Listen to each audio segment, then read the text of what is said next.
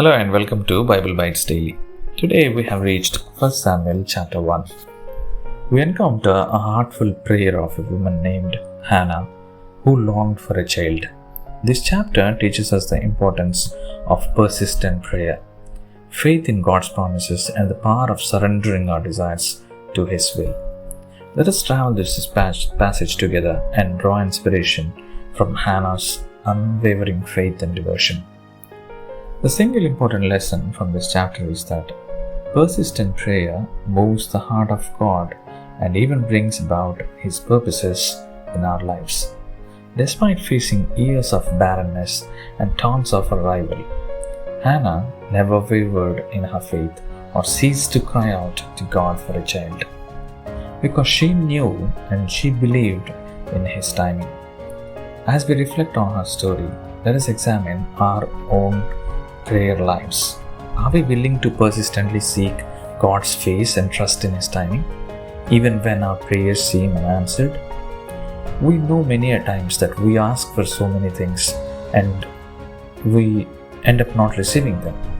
It's because probably we don't trust that we're gonna receive them, or we don't have that faith in God itself.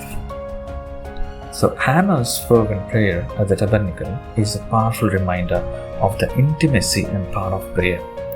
In her desperation, she poured out her heart before the Lord, trusting Him to hear and answer her cry. And indeed, God honored her faithfulness by granting her the desire of her heart. A son named Samuel, who would become a great prophet in Israel. May we be inspired by Hannah's example to persistently seek God in prayer, trusting in His faithfulness and surrendering our desires to His will. Surrendering our desires to His will means that whatever we wish to have,